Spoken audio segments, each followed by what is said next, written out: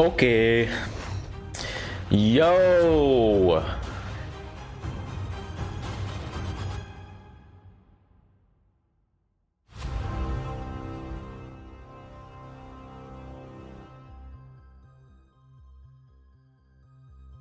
All right, guys. Hello again. Hello again. Episode 2. Very excited. Episode 2. Last episode actually went really well, despite like a couple things that were not perfect. Working on audio and lighting a little bit. I'm going to continue to work on that as I get more and more funding for this project. However, I think that things have been improved quite a bit since last episode. Hopefully, we'll see on the watch back tonight. I'll probably hopefully get an opportunity to watch back after work and everything like that. Go back and check it all out. But anyway, guys, welcome to the broadcast. If you haven't been here before, I am Zach, the founder of Physique, which is my startup company for personal training, men's wellness, life advice. We go over bodybuilding, nutrition, and men's coaching. Welcome. Today, as I said, is episode 2 of the broadcast Coffee with Fox. How to break through weight loss plateaus. Really excited about that one. It was actually going to be about another topic. However, I've been getting that question a lot lately. I figured, I think actually 3 clients of mine in one day asked me about weight loss plateaus. And I figured, all right, well, even though I answered their question on the spot when they asked me it, clearly around this time of year, people, I don't know for a fact, but I'm assuming that if 3 different people that don't know each other and didn't know that they all asked the same question, they all asked the same thing, maybe around this time of year, people are struggling with that same issue. And so we're going to go over that today. Before we start with that, I want to go over a little bit of basic information when it pertains to weight loss. So, the first thing is why someone should want to lose weight. You know, reasons, good reasons, not nonsense reasons, okay? First of all, when do you need to lose weight versus are you following a social stigma of fitness? And basically when I say a social stigma, I am referring to what you see in Hollywood with actors, things like that. Of course, that's changing a lot. Now we have a lot of what's called fat pride. And that's very strange to me. I don't think that there's any reason that you shouldn't have some sort of pride in yourself or confidence, things like that. However, I don't think that we should promote things that are verifiably unhealthy according to science either. So I like scotch, for instance. I like to drink scotch, but I'm not going to promote it. I'm going to say, hey, I like this if we're having that conversation, but I'm not going to say, hey, you should drink scotch too because it's good. Like, let's be real. It only tastes good. It's not actually good for you. Neither is being overweight. It might suck to work out for some people. At first, I would say that it gets a lot more enjoyable. The foods that get you to that unhealthy state might taste good. However, I'm not going to tell you, hey, you should probably be overweight too, because I like it. No, it's not good for you. It takes years off of your life. And for me, I want to stick around as long as I can to see my children, grandchildren, so on. I mean, I think some people live long enough to see their great-grandchildren. Probably quite a few people, actually. How do we decide if it's time to start losing a little bit of body fat? Or for some people, this scale right here will actually help you know if you should gain some too. Some people will be under as well. So, I'm not going to discuss that too much in this. However, it's very similar, and you can kind of go through the cracks of what I'm saying to figure out if you're too low, if that happens to be you. However, we're going to stick to being overweight or in a healthy range, and not in a bodybuilding range, which, by the way, is usually under, but a healthy range for men and women. So, very simple. If you want to know if you're in a healthy range of body fat percentage, and this is approximate, guys, we don't have to nickel and dime this, but this is the percentages that I usually suggest. For men, the healthy range is in between 10 and 20%, simply based off of genetics. Now, for the vast majority of my clients, the vast majority of my clients, I tell them your goal should be about 15% body fat for men. For women, the range is 17 to 27%, whereas my female clients, I say that you should shoot for about 22%. Now, 10% and 17% for men and women, 10 for men, 17 for women, is perfectly fine depending on who you are. So, some people have genetics to hold more body fat. Some people have genetics to hold less body fat. It's very easy to know, because when you're around 5 to 10 years old, usually you are at your genetic normal range. So if you were skinny back then, or if you were a little chubby back then you'll know what end of that 10 to 20% for men and 17 to 27% for women you should fall under. So the vast majority is going to be about in the middle of that. However, there are going to be some people who naturally fall on the lower end, some people who naturally fall on the higher end. It's when you go above or below those ranges that slowly you start introducing more and more health problems. What are some of those negative effects that being outside of that range, particularly over, can have on the human body for men and women? Number one, negative effect on hormones. This is really big, guys, if you're trying to lose weight, and also if you're trying to gain muscle, which I think that everyone should be trying to gain some muscle if they're losing weight. Men and women should be trying to gain muscle, not just men. And I think that social media has helped women realize recently,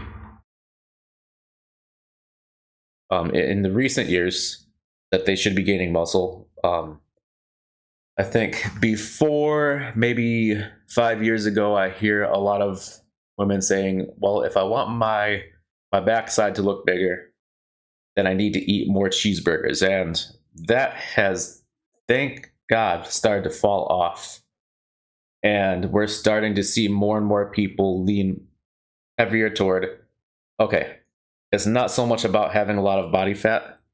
I need to build muscle in those regions. I'm not too sure, because I don't follow a lot of female fitness influencers. However, I have noticed that quite a bit. So whatever's affecting that and changing that, it's for the better.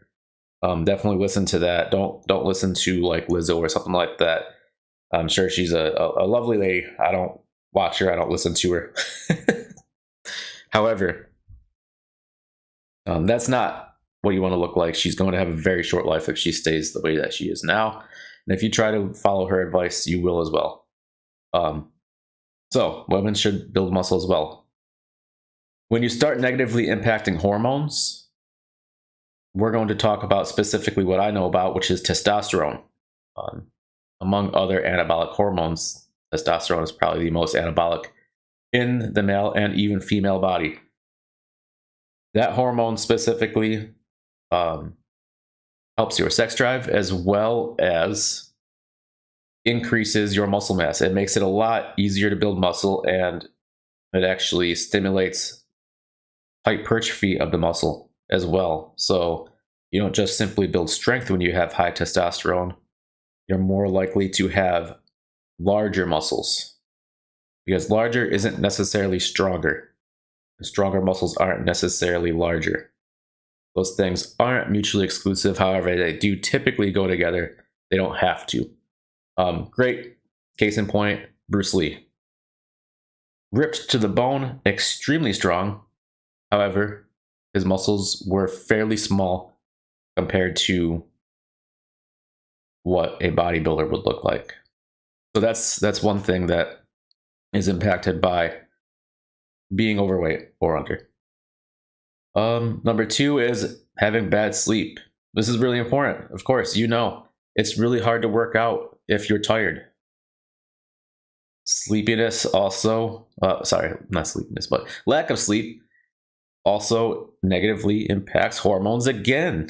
So a lot of these things actually intertwine with each other, and you'll notice that they kind of compound off of each other. They all go together if you really take everything into account. So yeah, bad sleep. You need sleep to improve your hormones, to improve your heart health, to have better workouts, and to recover from those workouts. Speaking of heart health, that is another thing that is negatively impacted. Obviously, when you start gaining weight, it impacts your heart. You gain more plaque in the arterial walls. Your blood cholesterol goes up. Very bad, guys, obviously. We want to avoid that as best as we can. I believe the #1 killer in America has been for a long time heart disease. And then I think like the 4th killer in America is stroke, if I remember correctly. So avoid that at all costs, obviously. Do what you can. You can't prevent everything. When it's your time to go, then you're going to go. You're going to go home. However, we want to do what we can in our power to stick around as long as possible within a healthy range. So heart health, get it in check. You don't want bad heart health. No one does. And the last one, it's kind of a tricky one. I go over it a lot with my clients. I like to integrate this into my personal training. And eventually we will split off and make men's groups, things like that. I think that we need more women's groups. We need more women kind of talking on real confidence and competence for women. I don't see a lot of that. I see a lot of fake confidence for men and women, but I do feel like men do have a little bit more of this. However, a big thing that men do lose when they are overweight or underweight is general self-esteem or self-confidence. I will say self-esteem. Reason I say self-esteem, and I'll go into this briefly. I want to make a whole episode about this, however, and a lot of videos. General self-esteem versus confidence is a really important distinction that I make, because as I get older, and this is a really weird way of looking at it, I know, guys. However, for me, as I get older, I realize that confidence is not really that important. Maybe as I approach like my 40s or 50s, things will change a bit. However, if you're a healthy, young, able-bodied man or woman, all that self-confidence stuff, get it out of here. In my opinion, get that crap out of here. It's worthless. And the reason I say that isn't because it really isn't worthless. However, society really tells us that we need to have confidence when we haven't done anything. We just need to have it. Why? Why do we have to have it? Maybe that lack of self-confidence is because you haven't done anything. So maybe instead of just trying to force yourself to be confident and tell yourself all these things about you, I am valuable and I'm a king or I'm a queen. Are you? Are you though? What makes you think that? What makes you think that you're a queen? What makes you think that you're a king? What have you done? So, more importantly, for me, I think competence is significantly more important. And so, a lot of my clients who want to get confident out of weight training, I definitely advocate that. However, they think that they're about to get confidence out of looking a certain way, but I'm tricking them. I am tricking them because they're about to get confidence out of the fact that they just achieved their goals and they did something and they became more competent in their lives. So, joke's on them. But I want people to be more competent. That way they don't have to struggle with confidence. I think until you become more competent in your life and you've done more things and you've proven not to others but to yourself that you can do those things, you will never have to struggle with self-confidence again, or at least significantly less than you ever have. So, those are some things that I think are heavily impacted by being overweight or being in a healthy range. My opinions, you don't have to necessarily agree, but I really believe those things truly because that is my own life story.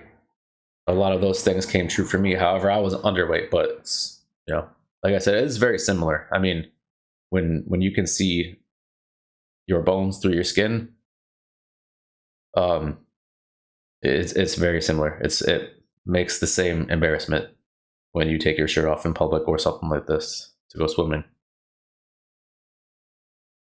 All right, so the basic way to lose weight, and a lot of people should know this, it's a very simple formula, guys. There's no magic pill to losing weight. It's very simple, and I'm going to tell you right now. Within a range, if you want to know your range specifically, I have to talk to you in person or over the phone. So we can set up a session, something like that, even a trial session. Again, get in touch with me. However, in this range, everyone varies in this range. To lose body fat, you need to do 3 to 5 days of strength training per week and 150 minutes of cardio, steady state cardio, where your heart rate is 120 to 130 beats per minute per week. 3 to 5 days of strength training, 150 minutes of cardio per week. That's your goal, period. To do 150 minutes of cardio per week, there's 2 really simple ways to break it up. And I like to do either 5 days of 30 minutes of steady state cardio or 6 days of 25 minutes of steady state cardio. I have a benefit because I'm a personal trainer, so I walk around the floor with people and I just simply don't sit down that much. However, that I just add on to normal cardio because that's really low cardio. So maybe I'll take like 5 minutes, 10 minutes off, but I still get at least 20 minutes of cardio a day where my heart rate increases. Find cardio that you enjoy, guys. Ride a bike, go swimming. You don't have to jog on a treadmill. I like to go on an incline walk on a treadmill at about 3 at the maximum incline. That's what I like. I enjoy that. I like bike riding the best, but I don't have a bike right now. All right. The second thing to do, very simple, eat a calorie deficit, period. 300 to 700 calories a day. Again, it's a range because everyone's different. So 3 to 5 days of training, strength training per week, 150 minutes of cardio per week, calorie deficit of 300 to 700 calories a day. Don't count your calories. Like don't count your calories burnt. Only count your calories eaten. Don't worry about your calories burnt. If you're hitting those numbers that I'm giving you, you don't have to count your calories burnt. Count the ones you eat, do your training. Very simple. So, the reason that I went over that, pertaining to the title of the episode today, Weight loss plateaus, right? How to break a weight loss plateau? Well, we have to know what a weight loss plateau is.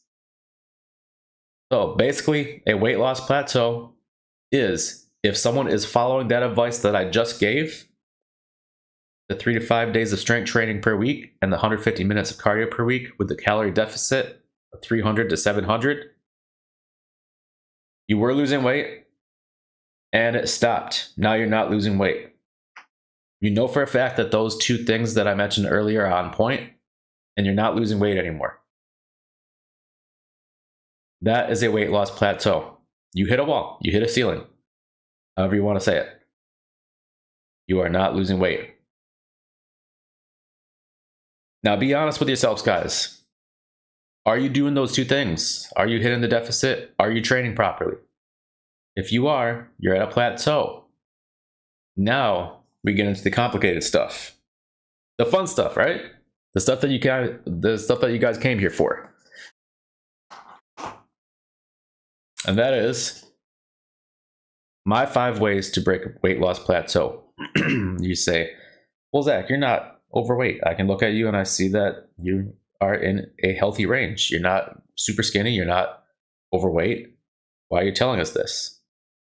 Because I do gain weight every year. So right now I'm actually in a calorie deficit because every single year, I'm seeing my audio spike a lot. Hopefully that doesn't cause a problem. I don't know. We'll see what the audio is like afterwards. However, anyway, every year I gain weight, usually around the end of summer, all the way up until fall to winter. Then I start losing weight up until late spring, early summer. So every year I gain weight, every year I lose weight. My first couple of years, I gained way too much weight and I had to lose a lot. I had to lose 30 pounds one year. I went way overweight. Not way overweight, but 30 pounds. I had to lose 30 pounds of body fat. Not all body fat, but some of it was definitely muscle, a little water, but there was a lot of body fat. So even though I'm not there right now, I have definitely had to do that in the past. So when you hit that weight loss plateau, here are 5 things that you can do. You checked off the boxes above, or not above, but that we mentioned earlier. Your training and calorie deficit. Nothing's happening. Number 1, do more multi-joint or compound exercises. Now, we mentioned this in the last podcast as well, in the last episode. Compound exercises are those big movements that require multiple body parts to move the weight. So that's going to be deadlifts, squats, bench press, shoulder press, and pull-ups. You don't want to do pull-ups, do rows.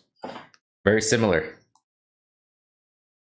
Actually, I'd suggest that you do rows because a lot of times pull-ups get too easy for people that are getting really strong, especially if you start losing weight.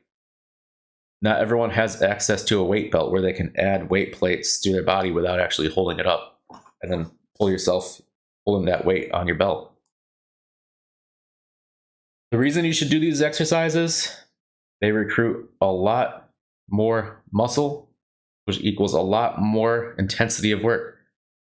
If you do curls, you'll notice that you're almost never out of breath. Now, of course, maybe you're not pushing yourself hard enough. I get out of breath on curls.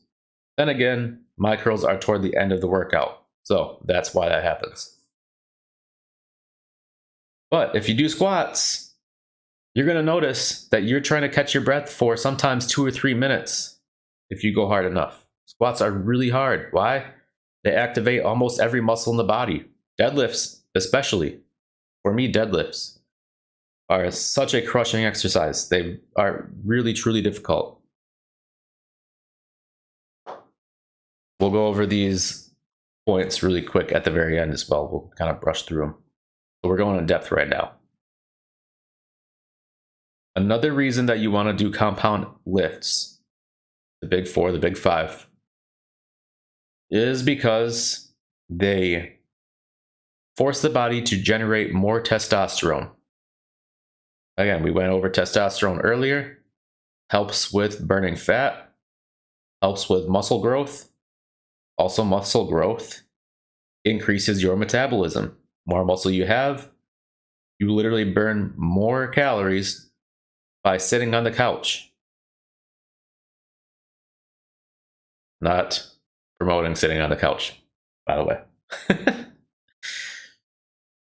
All right.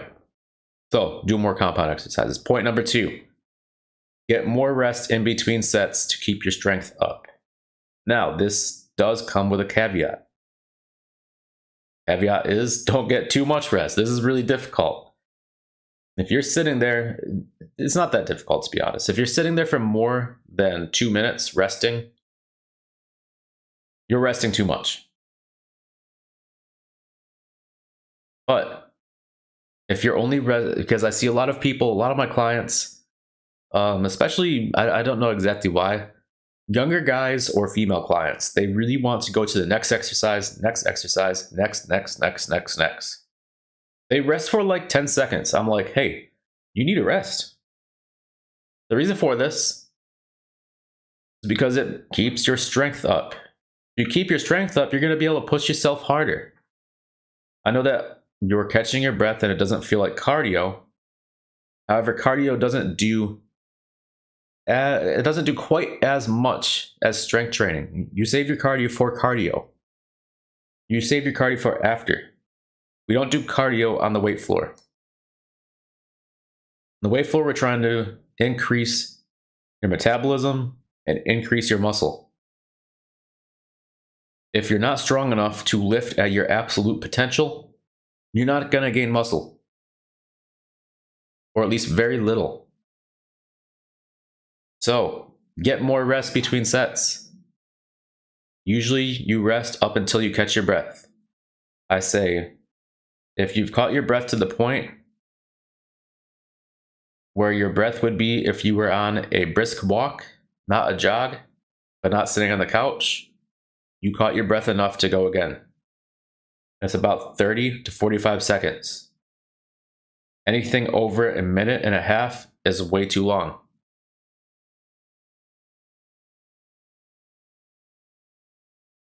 Point number 3, guys, stop training for more than an hour.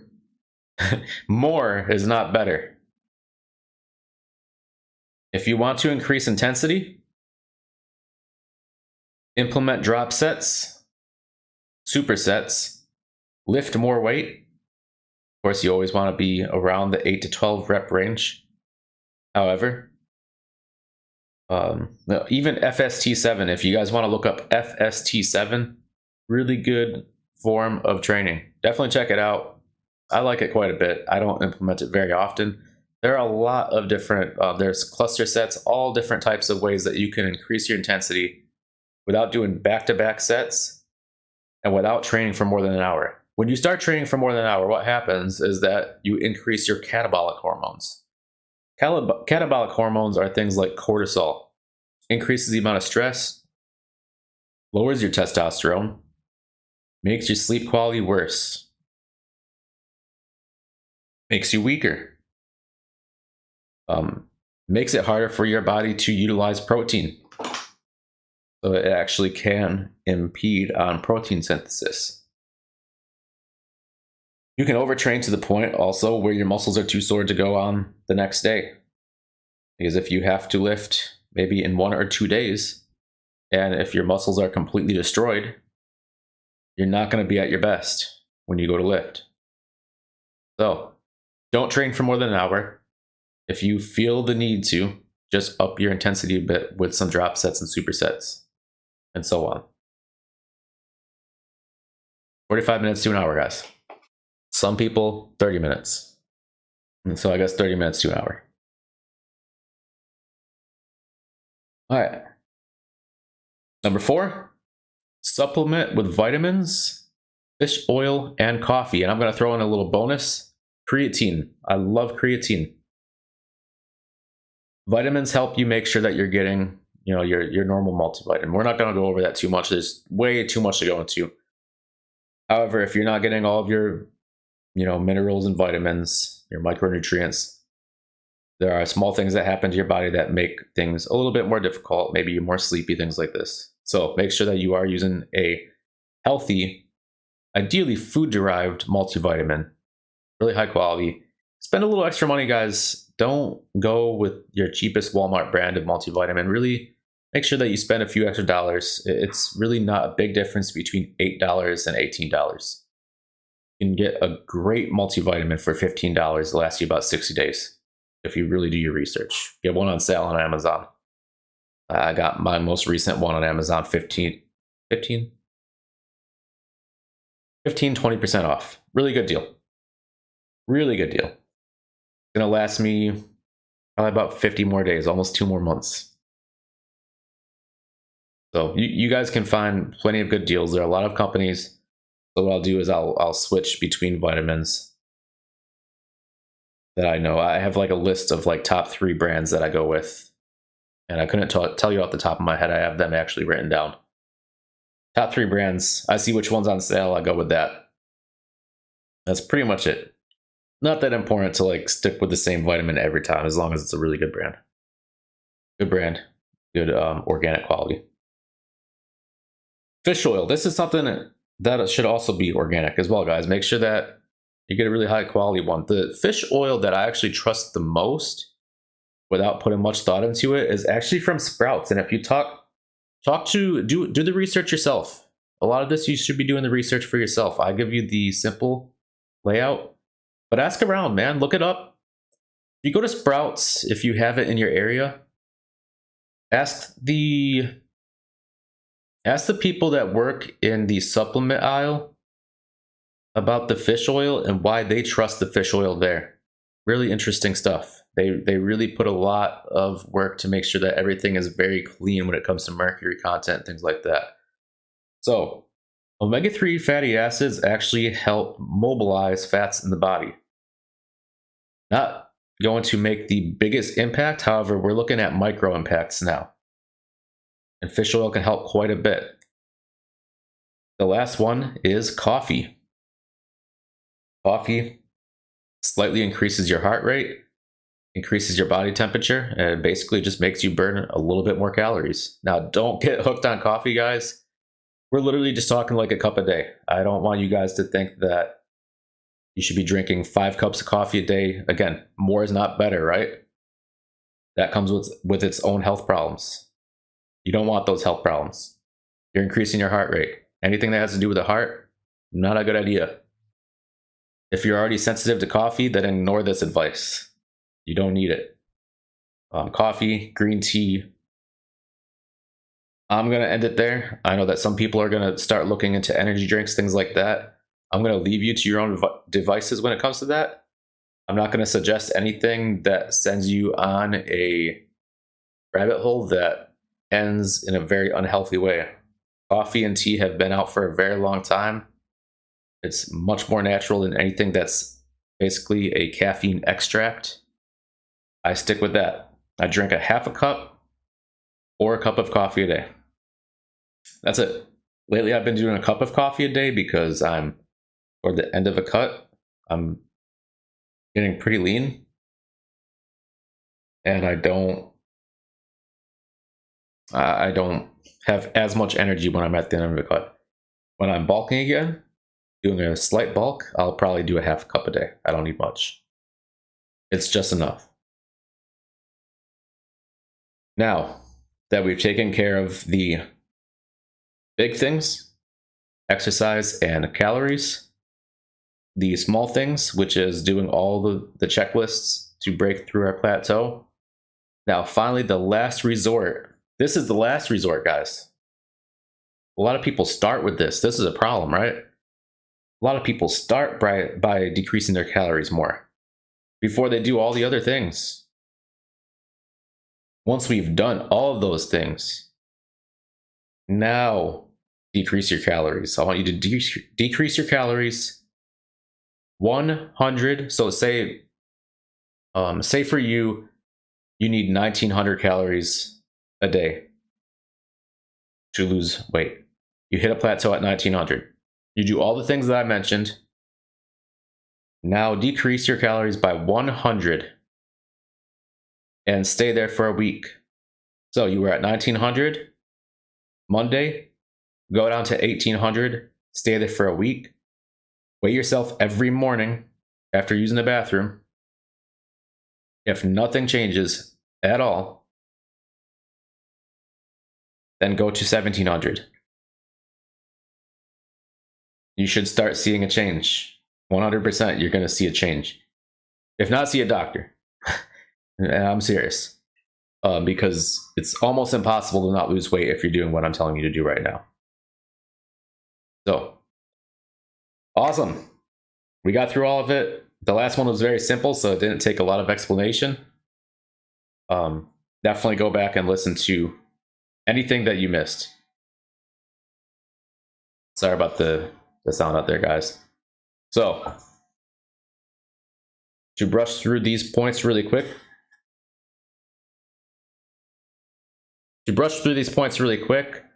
There are 5 ways to break through a weight loss plateau. Number 1, do multi-joint or compound exercises.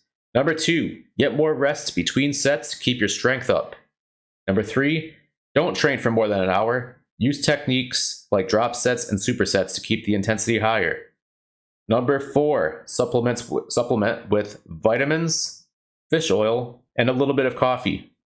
And number 5, when all else fails, drop 100 calories per week until you start losing weight again. Weigh yourself every morning. We don't have any questions today. So I really appreciate your time, guys. Again, check out the description. We have a really great study in there about how weight loss affects testosterone and how T affects weight loss, vice versa, and lean muscle mass. We'll be back next week, probably next Tuesday. So definitely tune in for that. We're going to have a lot of interesting content. Again, if you guys have any questions, ask in these live streams or in any of our YouTube videos. Any of the YouTube videos that I post, ask any questions that you have, make any suggestions. I am open to all of them. I read every single comment. It's been a pleasure having you guys here. This has been Coffee with Fox. You guys have a wonderful rest of your week, and I'll see you next week.